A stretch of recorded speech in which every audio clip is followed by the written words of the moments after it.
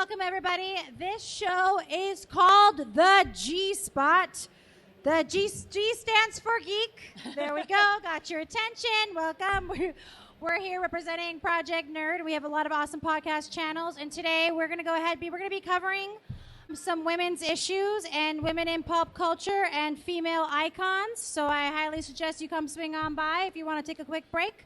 I am Sarah Cosmama, and I am one of the co-hosts of the G Spot. G is for Geek. And, you say that part quietly. And one of my other lovely co-hosts is at another convention in another state right now. So I have some lovely Project Nerd guests here on this podcast. The G Spot. The G is for Geek. Hi. Hi, Sarah. Hi, Erin. Go ahead. Tell me who you are. So I'm Erin. I help with Project Nerd, although this is the first time I've joined your podcast. So thank you, Dee, for letting me sub. Uh-huh. And then, Leah, tell us a little bit about yourself. I'm Leah. I'm also a Project Nerd participant person of the people. Yeah, this is also my first time on the G Spot, so thank you. Yeah, awesome. All right, so this is a big deal. We haven't had too many other women on the G Spot that weren't scholars, or we've brought on other writers, things like that. So this is the first time we've kind of had a home team. And I'm not going to lie, these ladies were a little nervous because my podcast is notorious for pushing the boundaries. So we're going to see how this goes, and if Fan Expo is going to let us back next year. So if you're at booth over there, it should be a pretty wild ride. Probably about All to right, get banned, so today we're going to keep it a little bit simple, and we're going to talk about female characters that inspired us. And we're going to go ahead and talk about why they inspired us, but then also maybe talk about some complications and what we're lacking or what we could be looking for in society today. So really quick, let's just jump right into it. I'm going to go, one of my big ones that I was a really, really, really big fan for was Ripley from Alien, Sigourney Weaver. Do you guys? Yeah, that actually crossed my mind when I was thinking about this. All right. So a couple things about her that I just think that really stood out about her, and I'm sure people might have some comments later, which I'm excited to hear of the mic over there. One, I don't know if you've noticed, especially in 80s pop culture, why was every effing, I knew I can't swear on this, I caught myself, every female was just this really heavy makeup. She was always wearing heels. Yes. She never had an unrealistic body. Never a realistic body. Everything was always just I'm blonde and I happen to be in a bikini. Oh, and there's aliens, but I'm still going to save the world. No matter what she was doing, she was still wearing heels. She was still dressed up. Yeah, and they really, also everything was skirts. Remember how they would just make excuses to put superheroes in skirts? Yep. Yeah, or just any character like that. So I remember for me as a child seeing Ripley, and I'm sure there might be some women who relate to that. It was the first time when we weren't putting her, it was she just had a jumpsuit on. Yeah. It was practical. We did sneak in a no bra scene. I know that was for the male gaze, but but you know what though? That was more realistic than a giant padded bra, because women sometimes we just don't want to wear bras. Yeah, that's true. That's true. Yeah, you know what I mean? And you know what? If I was traveling into space for I don't know how many decades, and I was friggin' in frozen sleep, and then woke up and then found out that there was another badass lady who happened to be an alien planting her eggs in my ship. You know what? I'd want to skip a bra too, because I'd have some bigger problems. Yeah, I would wear a bra. Absolutely. So for me, that was a really good moment for a strong female character where we kind of broke down that stereotype of what a 80s hero, a heroine should look like. You know what I mean? All right, Erin, what about you? What was one that really influenced you growing up? So this was a really interesting thing to think about, because that could cover so many different parts of my life. There are things in my childhood. There are things that I liked as a teenager. So what age were you when you really noticed that character? Ripley? Yeah, probably a little bit older. I had some other influences younger, but for that particular character, probably 9 or 10. I think Ripley made me a lot more aware of my body. Okay. And when you those changes you start to go through, I think, because then it's not so much about I like her personality, or she's pretty, or she's a princess. A lot of women, we recognize different things in ourselves depending on where we are phase. I mean, most young people. And as you start to hit puberty, you start to become a lot more aware of your body. So I think for me, that's when Ripley really stood out. Okay, that's interesting. So I would say that now there's a lot of choices for me. One of them, though, and this is going to be maybe less serious. But when I was a kid, one of my absolute favorite books that I probably read 1,000 times was Pippi Longstocking. Pippi Longstockings! So, and I actually haven't thought about Pippi Longstocking in a while, which that might be my next cosplay. Were you a ginger when you were a kid? Because you Yeah. have redhead ginger? Oh yeah. So I idolized her. She had freckles. She had red braids. She put her own clothing together out of patches. So Pippi Longstocking was one of those characters when I was a kid. Right, we got a redhead. We got ginger. Yes. We love gingers. Gingers. They're so rare now too. They are. They're but everywhere in comic books, but then in real life, it's like I know. Well, I think people hide it sometimes. I think people no. Don't hide your ginger. Don't hide your Be ginger. ginger and proud. I love gingers. I'm married to one. Yes. Yes, you guys are very gingery. So Pippi was this character when I was a little kid, and I probably started reading her when I was like 7, maybe 6 or 7. And she, as everybody knows, she was an orphan. So her mom died when she was a little kid, and then her dad was like a ship captain or something. And she said he got lost at sea. I suspect he probably just left She was like the a family. pirate, right? Was Yeah. She said she grew up on the seas with her dad. So then what about, like you mentioned her clothes, things like that. So obviously this stuck with you. So there's some sort of like core value as an adult woman that you want to pass on to your daughter. What was that core value that Pippi Longstockings taught you? So Pippi Longstocking lived basically off of this bag full of gold coins, and she had no parental guidance. But that girl took care of herself all the time. Now, it was a little unconventional. Money management. She had super Pippi strength. Longstocking taught me how to balance my checkbook. She did also have super strength. She could lift her horse with one hand, if I'm remembering She had correctly. super strength? Yeah, she could lift her horse with one hand. Okay, She wait, could, stop. Real quick. What? Was there like magic? No, they didn't call it like a superpower. They just sort of She was glossed just, like, over strong. it. She Like, was just super very She was strong. just that. See, that's another one. Like we didn't have to have an excuse.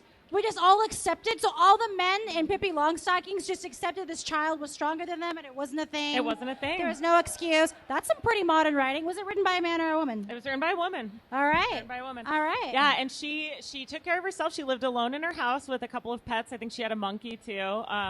Mr. Nielsen, I don't remember. And This Pippi Longstockings, I want to party with her. she had a very colorful childhood. That sounds wild. And she would take care of herself, and she would teach herself. She would read books, and I don't think she could read very well, but she liked to learn. All right. And she was always really kind to other kids. I remember that she was all by herself, but she would always protect other kids from bullies. She would always stand up for other kids, which was really sweet. And she wasn't like an irresponsible orphan. She was like always trying to make sure that she was like independent. And do you feel like that you had to grow up too fast too, like Pippi Longstockings? oh no, now it's getting so deep. This getting trauma. Welcome to G-Spot Trauma Central. I don't know if we have enough time to go into Dim that the lights. subject. Dim the Then the lights is going to get real serious, folks. All right, I really like that one. All right, Leah, do you have your first pick for this influential female character? I think a female character that was really influenced me was this girl. Her name was Alana. She was a book character, part of like the Song of the Lioness series. Okay, another book? Yeah, neither of you've probably ever heard of it, but she was essentially like a girl who pretended to be a knight, so that she could go and like make her way up. It's hard for me to hear you. You got to get Oh, real I'm in the sorry. mic. Yeah. You can't really You hear got to me. be louder. Well, she pretended to be a knight to go and serve her country back in the medieval days. So, All right, this is a good the Cannot hear me tangent at all. here. I really like that. Can I ask now, was there like a big reveal at some point in this novel series where she's like, I'm a woman? not till like the third book. Okay, There's only how one many books person. are there? 4. 4. Okay. Okay. And can I ask? This is my tester for if something is a positive representation for women. If anybody just take a little note, because this like disguise, this kind of situation, this Yentl story is very common, as we all know. Does she tell them she is a woman, or is there some sort of dramatic reveal where she reveals her like bare chest or something? That And they could've- all gasped I know. because they had no idea. Yeah, ever at any point and it that all she's a could have been woman. just been a conversation, but for some reason we have to have titties out for the screen. Like, what is this? Like, I think she told them, but she was in like a situation where she was like fighting with this guy who was like the prince, and it came out. But came out. I think to hop on that, I think the most tasteful gender reveal in pop culture media is Mulan. You guys see Mulan? Remember how like Yeah. slick it was? We just saw the bandage and we moved on. Like I want to write like that was done so well. So I don't understand why other novels have to make it so graphic. Yeah, that's a really good point, though. It is a smooth transition. I mean, it's not like this huge, like, giant deal. They just kind of. And like I want to be clear because people don't know my show. I'm all for like empowerment, nudity, violence, like whatever. I just find that sometimes it's like a shock value. And there's Yeah. like another way, like there's a smarter way we can do it. And like like Game of Thrones, they got a lot of criticism for that, a lot of risk, things like that. So I just wanted to check your book to see if it was scandalous. In this young adult novel you read as a child. Like, okay. All right, great. So I want to maybe, like we're going to shake it up a little bit here. We kind of all talked about, well, I guess Ripley, we kind of talked about fictional like cartoon or like authors stuff for mine. Was there like an animation as a child? Because we grew up in the golden age of animation as most youth in the late 90s, early 2000s. Like a animation character that maybe got you at all? Okay, this one is not. Okay, there might be some arguments about this one, but I really liked Belle in Beauty and the Beast. Make your argument. Make your argument. It's really difficult because so many of the Disney films that came out when I was a kid did not actually always paint women in the best light. We did not. Most of them we didn't. did It's not okay. have a great set of movies when we were kids, but now Disney tries much harder to Yeah. make women look stronger. So when I say Belle, I am well aware that there are some serious flaws Just with some that. minor Stockholm syndrome. We forget. Remember how she just like forgave her, like tossing her dad into like the walking, Yes. like it was just like not even covered. Yeah, Like, no big deal at all. But there were other things that, I mean, and this is all relative to the films that I had as a kid that were cartoon characters. You know, she loved to read, which a lot of women characters, you don't focus on that. Yeah. I mean, women are not learning, they're not reading back then. You only want to become a princess, and that's about it. Do you want to know this? I mean, just for like, especially nerd girls out there that like grew up with Disney, like these generations. You know, Maribel from Encanto. She has glasses, right? Yeah. Can you tell me any other heroine that led a Disney animated film that had glasses? Keep in mind now that movie came out in 2020. Yeah, I can't think of any. Think about that. Like that's the kind of image that we have. So like that, I'm not surprised that the one character that likes books was like, got it. Right. That's crazy, actually, now that you mentioned that. That's completely true. Oh, I'm full. I got facts. Sarah's got facts. She got All right. facts. Riled up. All right. Was there any anime? And the answer could be no, Leah. You could just be like, I'm a game nerd. I'm a book nerd. You don't have to watch cartoons. No, I think for me a big one was Angelica Pickles because she was very like outgoing and like got what she wanted. She was kind of like a boss babe. You know, Angelica That's Pickles' funny. mom. Do you remember her? Yeah. I don't know about a lot of people here. For me, that was the first time I ever saw a couple where the mom made more money ever on TV. Huh. I think it kind of got popular in like the late 80s, early 90s, but in a kid's cartoon, definitely. You Yeah. you never saw like the dad. Like they both had jobs, but Angelica Pickles' mom, like she was the one that would like go away to like meetings and go away on business trips, and like her dad was like the caretaker. Yeah, and he like was always at home. for yeah. like the early 90s, late 80s, that was pretty radical. Yeah, that's a good point. Radical. Wasn't that? You learn. See, you're gonna like my show. We learn. You're either gonna be like everybody's gonna leave feeling really woke, really offended, or like very angry at like men, and like some girl's just gonna go home and be like, you know what, Dad? And he's gonna be like, whoa, what whoa. I learned today at like, the convention. I think these microaggressions in cartoons are bringing me down. All right, so Angelica Pickles, was there one particular thing about her, or we're just all about her vibe? I just really liked how she like took nobody's shit, you know? Sorry. I can't do that. You gotta get in there. Oh, I have to scream into the You microphone. gotta just like, gotta love it. I don't know if my voice gotta goes caress that it. loud. Like I physically like cannot. You gotta use your You diaphragm. gotta use your diaphragm. Push it out. Locked in. Use your diaphragm. Yeah. All right, so Angelica Pickles, Yeah. just your vibe? Yeah, that's my vibe. Okay. That's my girl. All right. So we're going to list off a couple more characters here, but we're going to have a story intermission. So we're not just like laundry listing like Rotten Tomatoes or something. I kind of talked to you guys a little bit about this earlier. If you don't have an answer, that's okay.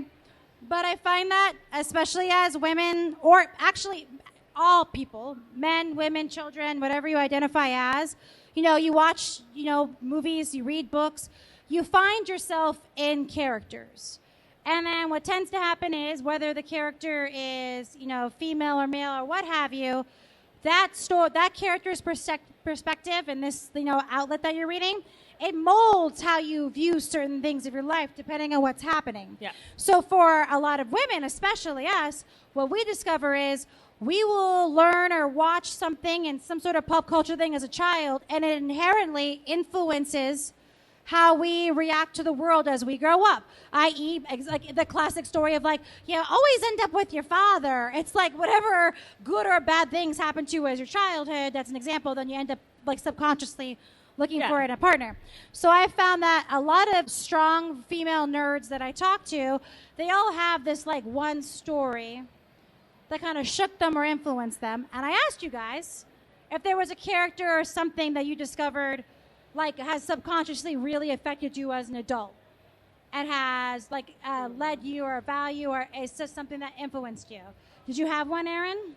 I thought about that, and I think that at least during my childhood, I really respected Maria in The Sound of Music. Maria? Yes, so that's kind of Dear a reader, random. I'm Julie Andrews. Yeah. We watched that movie a lot when I was a little kid, and obviously there's a lot going on in that story. Mm-hmm. But she had such a strong character. She was such a strong woman, and she fought Nazis. She fought Nazis, and I, maybe fully didn't understand everything about that when I was a kid, but I did understand how important that was, and I understood how difficult that was. And my mom used to explain what her character was actually doing, and what that would be like in real life. And it kind of blew me away that women could actually do that. Your mom prepared you for that, considering yeah.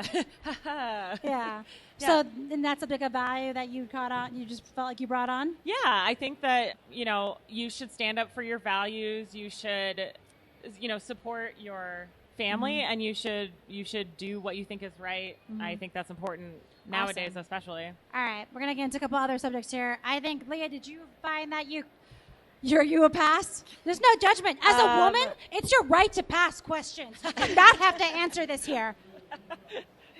I'm so glad that I have rights here on this stage, in this chair, nowhere else in the world. No, is it pass? Nowhere else. Yeah, I can pass. Okay, I'll go. Okay. I was gonna. Yeah, tell me, girl. I was gonna say, I can't really think of any character specifically, but I guess the closest one would be Hermione Granger. I was very much obsessed with Harry Potter as a child. Yeah. Very, very much. I wanted to be her. I was probably a witch for 8 Halloweens in a row. Mm-hmm. Why are you not dressed like her today? Here. I don't just look like her. I thought I looked close. Oh, yeah. No, you definitely I have look brown hair, so automatic. It's beautiful. Smartest in the class. Oh, what a know-it-all. Yeah, all right, got it. I was obsessed. How's that feel? Is that an authentic Hermione experience? All right. So, and then what about that? You think it's just, she was I'll say, do you have an answer for that question before I give you? So my theory, I feel like, especially with something like that, do you feel like because you grew up as those books got released, that now that was always an influence in your life because they were there in your most critical years? Mm-hmm. It was the first book I remember sitting down and actually reading by myself. Yeah, remember when you used to have to wait in line? If anybody out there that's under 22, they used to have bookstores. We had to actually go in and buy the book, and you had to wait till midnight to get the book. All right, great. So she was actually on my list too. I always really liked Hermione. Mm-hmm. Okay, I have to hold the mic for this one because, all right. So my big one, people are gonna love me or hate me for this right now. Was a really, really big fan of the 90s DC animation, the Batman animated series, which, that was, right? Still cannot be recreated to this day. That was, fire. So, a couple fun facts for you guys, and anybody who doesn't know. First fun fact about that show, Harley Quinn, the character, which it seems so silly now because she's just everywhere, she was not invented in the comics. She was created in the 90s cartoon. They some producer for Warner Brothers was like, Joker needs a female sidekick. Oh! And then the world was like, we love her more than the Joker. So that happened. Also, the thing about the 90s was you can get away with spicier stuff. Think about some of the things that they snuck in Rugrats and Angry Beavers and all that. So as a child, I probably started watching that show around 6 or 7. Probably went to, a couple of years. So it was probably 10 or 11, by that perfect, coming of age gap. Yeah. And I always thought the Joker and Harley Quinn were so funny.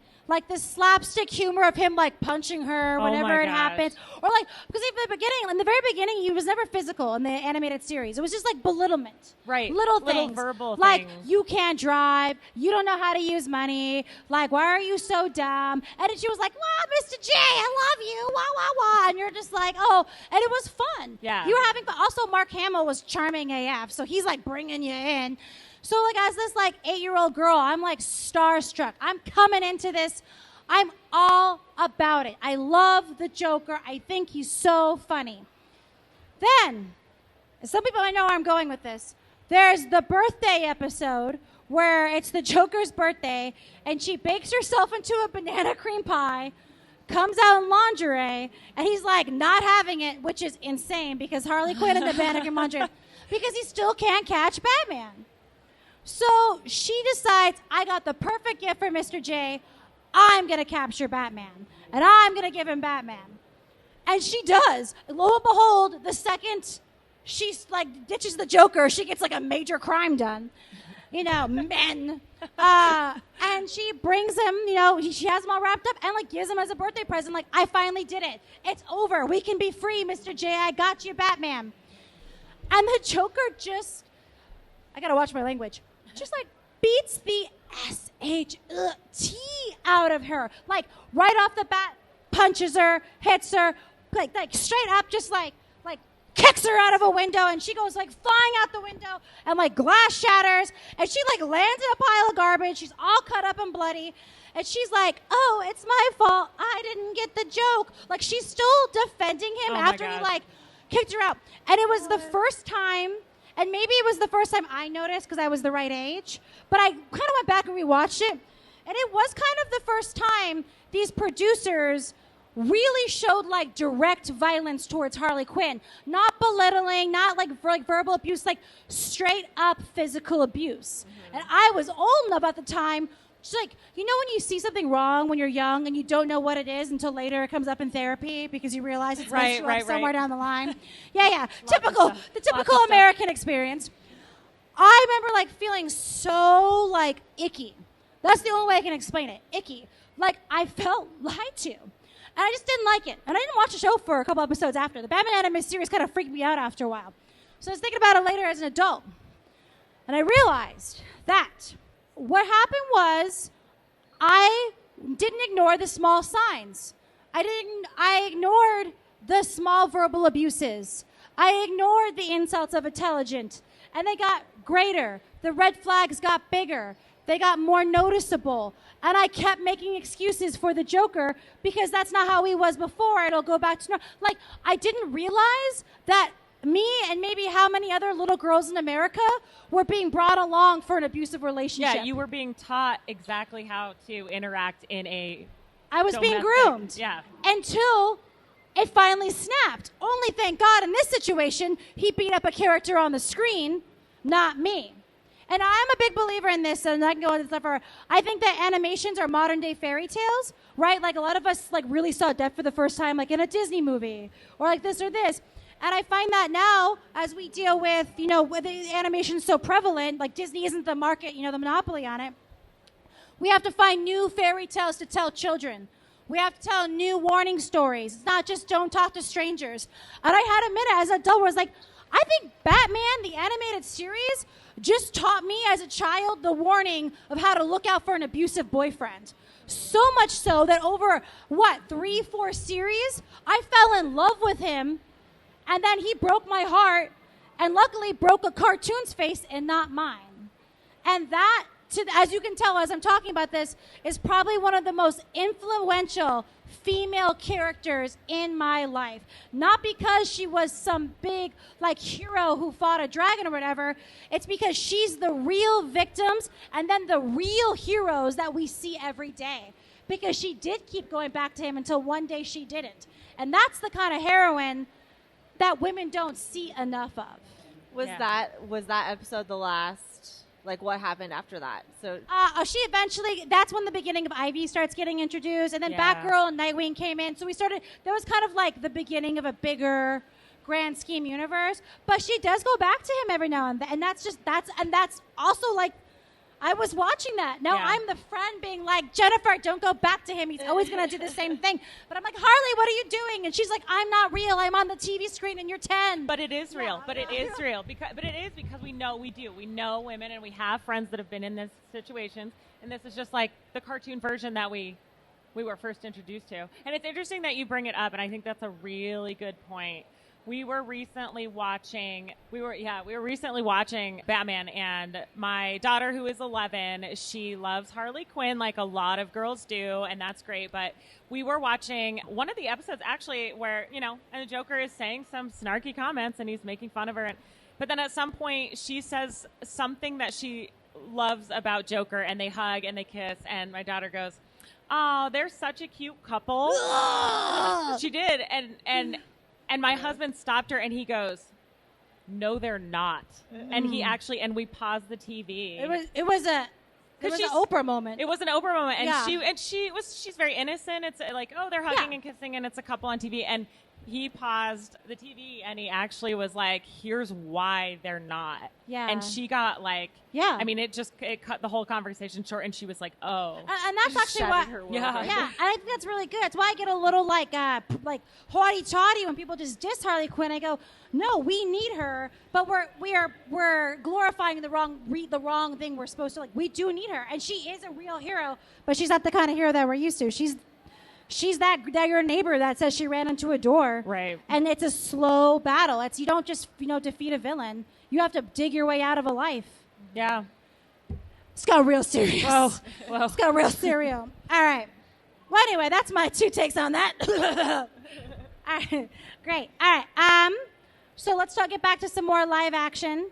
Is there another, I would challenge you, do you have a live action icon that was a strong female character that was either in the queer community or someone of color? Oh. No, you do. I saw your list. Mine? Mm-hmm.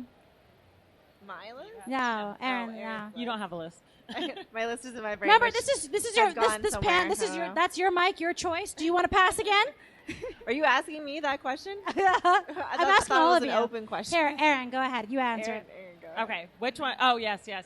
So mine, yes, that's a great one. When I was a kid, one of my favorite shows was Xena, Warrior Princess. Woo! And I watched that every single Sunday afternoon.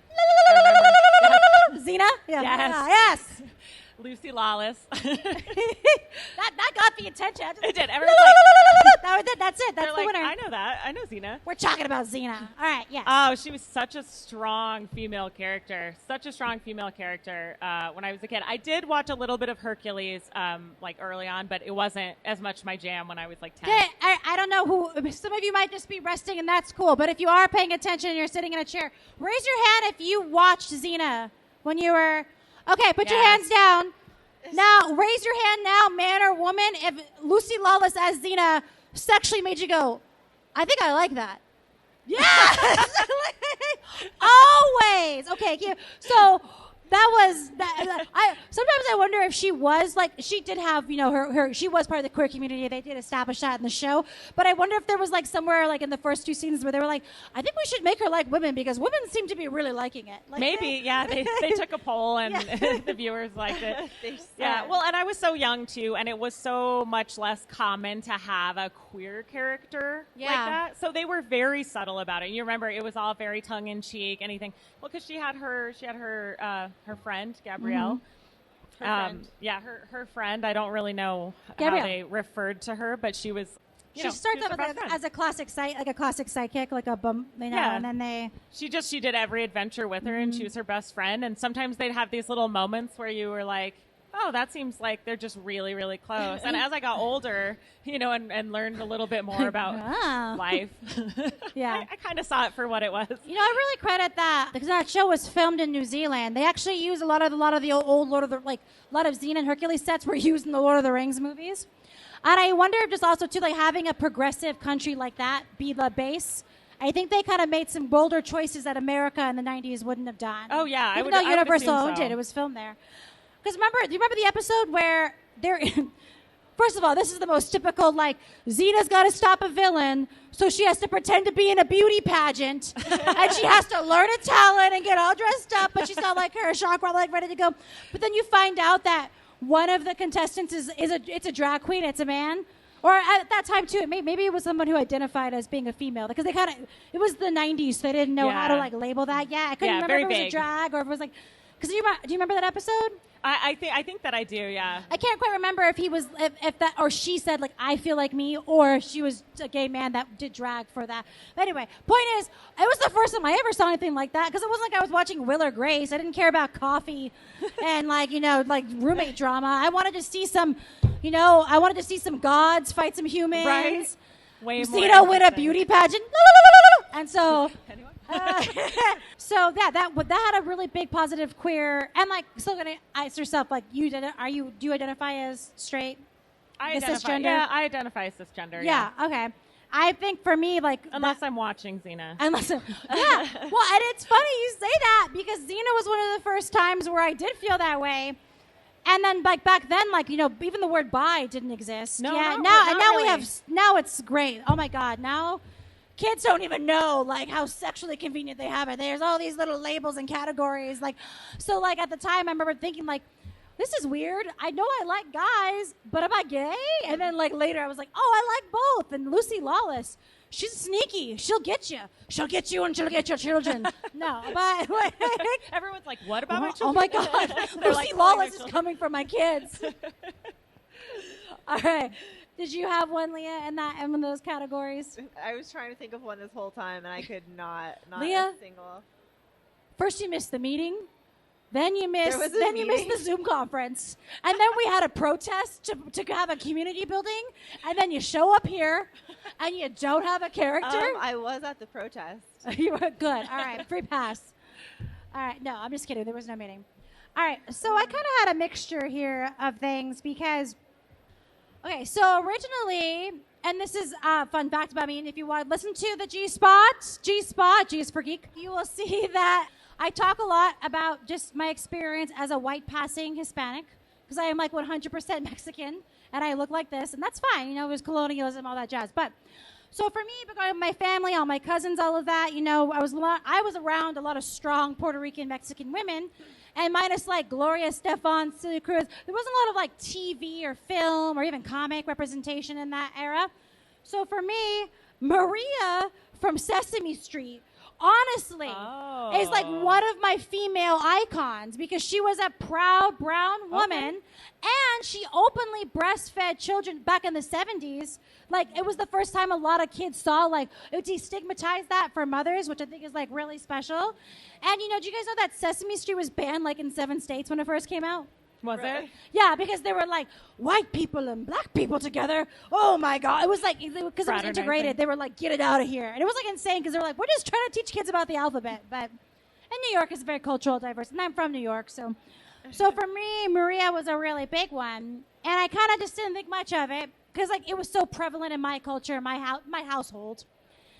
And now I have a daughter who's also mixed, so we're and she's getting to the age where we're discovering identity and all that. And now the world is so crazy. You have to talk about okay, well, we got to talk about all these different, very complicated things. But we were watching Black Panther. I just had it on in general, and she loved the Dora Milaje, loved it. But who doesn't? Those women are awesome. And she was just talking about it, and then her and her little brother were playing Dora Milaje. They took little blocks and made spears and all that and whatever. And I just had this out of body moment watching this where I was I cannot imagine a situation as a child, and that's not to say this doesn't exist, because this, strong characters of all different races and ethnicities existed everywhere, but the exposure was more finite, right? Your exposure was based off of your family. what they took you to, who were the heroes in your life. And now with things like Marvel, there's this mainstream exposure, where you can kind of get access to that. And they were just all about these strong women coming from this like community and things like that. And I was like, I can't imagine like having like icons like that so easily disposable. Like my parents would have had a Doug around. Like I had Sesame Street. Yeah, there was not a lot when we were kids. It was difficult to come by. And now me and my daughter, we watch Miss Marvel. And I was like, I remember just like, I didn't have to be like, listen, my daughter's name is Ariel. You have no idea like how culture, like this is a progress. This is a big deal. We're going to watch this show. It's fun. It's not just about one or the other. We're just having a good coming of age story. Like you don't even know. She's like, Mom, leave me alone. I'm trying to watch the show. God, you're embarrassing me. So I got a little emotional. But so for when we're talking about like, just representation in that way and strong female characters, it's almost like I'm having this like outside experience as a mother where like I maybe didn't get some of this exposure, but now I'm getting to watch my daughter and my son have these heroes. And I was like back when could you imagine if like they created characters that were for both men and women back in the 90s? No, because they didn't. Because like, they didn't. Yeah, we didn't have anything. It was like, okay, we can have He-Man, but then you have to have She-Ra. We're like, or we could just have He-Man and like he could be cool. Like it was like everything was always one or the other. Yeah. And did you find that like, I know for me as a kid, like I was the red Power Ranger for Halloween and everybody thought I was a boy. I was like, I just like the color red, yo. And I like Power Rangers. Like, and in your head, it doesn't, like you don't understand why other people aren't okay with that. Or just like so confused by it, right? Yeah, they don't, because you are either the yellow or the pink. Yeah, you are the yellow, you are pink not Ranger. anything That but is those two. Yeah, that's it. Or you're Rita. Right. Which nobody wants to be Rita. No one wants to be Rita. There's a very good Rita walking around here today. Is there she? really? Yeah, she was amazing. That's awesome. Does she have putties with her? No. Oh, she should. Well, she should. That'd be awesome. We should do Easiest that cosplay cosplay. one day. I'll do that one day. I'll come up as Rita and I'll host the show again like this. I'll do Awesome. Okay, so this is really good. This is some really good stuff about here. Okay, so my last one, and if you already said this, the character, then you have to make up a new one and pretend like this is the answer to the next question. Top female, like even if it just took you a long time or there was this one sweet moment, what is that one strong female character that no matter what else just seems to always be top of your list? Oh. Good, Leah, you act like I just gave you an SAT question. Oh. What? It's like I need one female character's name. Buffy? That was on my list. You did It was. learn Buffy. I thought we talked about Buffy it down earlier. there when we were prepping for this podcast, and then we got up I here. thought we already talked about it. But I think that's a good one because I think a lot of us Yes, Buffy. saw Buffy as like a very strong female character when we were growing up. Plus, it was just a really cool show. Awesome. All right. big So deal. Buffy. So your answer is Buffy. Mm-hmm. Awesome. I want to get some other audience stuff done. Okay. What about you, Miss Erin? Like one that just always rises to the top of Always my to list. the top. Oh, that one's difficult. That one's really hard. I didn't mean to make it To throw off the... throw you off. Well... It's not our fault we had such limited options to choose from as children. Well, but if I'm being completely honest, though, because I went through all these Disney movies that we watched all the time, and I was like, that's a very weak character. That's a character that's controlled by men. This is problematic. That's a This is character- racist. Yeah. That's uneducated and like, and so it was like very difficult to, come up with like somebody that I always admired. I don't think I found really solid female role models in characters until I was a little bit older. Yeah, when you get like kind of dig into some deeper stuff. Yeah, and they were starting to come out with a little bit more, female friendly, films. Yeah, it's pretty rough. She may be a little problematic, but I always remember really loving Uma Thurman's Poison Ivy. Oh. Because it was the first time, I think besides maybe Jessica Rabbit, where we saw a character be like, no, men are stupid, and men do love boobies, and I'm going to exploit that as a villain. And you're just like, and I was like, you can just do that? That's an Like, option? being a feminist doesn't mean I have to be, I could say that's your fault and show my boobies and get whatever I want. Uma Thurman and she's trying to save nature and stop corporations. Sign me up! Like, and she was a doctor. Yeah, like, you remember that? All the villains were like doctors. All the females were like in Batman. They were all just like women doctors who had enough. Like that was their breaking point. Was like, I'm just trying to help the environment. I'm trying to stop this. I'm trying to stop. You know what? We're done. Now we're super villains. Now I'm mad. Yeah. Now now we're super. Like, that's like, I was telling someone, I was like, I love how all Batman female villains are just women who are like, you know what? I'm done. Like, yeah. So I think that was another one for me. And like also just there's a lot of BDSM, queer kink community, like early just a lot of iconic stuff in that character that I think opened a lot of doors and started a conversation in mainstream for a lot of people that didn't know these like communities existed. So that's also she was in a fuzzy pink gorilla suit and somehow did boudoir like who can do that? That's crazy. And you loved it. And I loved it. I was like, you wanted to be that. Yeah, I loved it. Okay, I just wanted to open the floor before we end here. Does anybody have like a character that we haven't said yet that you really just want to hear? There's a mic right over there. If you don't, that's okay. But I try to make sure that everybody has a chance because some people get real heated. We heard Buffy already. All right, that was good. Yeah. I like that. Thank you guys for doing this with me. Thank you for leading us. Now you know how Dee is. Yeah, we try to have other guests on our show. We try to interview people. Sometimes they won't be on with us. We'll read their stuff. Here on the G spot, G is for geek, the geek spot. We cover a lot of other subjects like this. We talk about things. We bring in people. We'll do studies, things like that. And I think right now, especially, this is good conversations to have. We conquer things, especially if you're a parent, how to approach certain subjects, how to approach seeing certain content at conventions, things like that. And I really encourage you guys all to watch it. Also, I think we're fun. I'm funny. I'll do voices. I could be a Muppet. Yeah. No, the show is honestly really great. It's really fun. You guys have come up with a lot of different topics. Thank you very much. Oh, my voice won't change back. The whole show is just Sarah talking like that. I mean, I would watch it. What if I did? What if that was like I got home to my boyfriend. I was like, hey, baby, the convention was going great. Are you okay? No, I'm not okay. Thank you so much, everybody. I know this is good. Thank you guys for being here. Have a great Fan Expo. Come see us down at Boosty 22.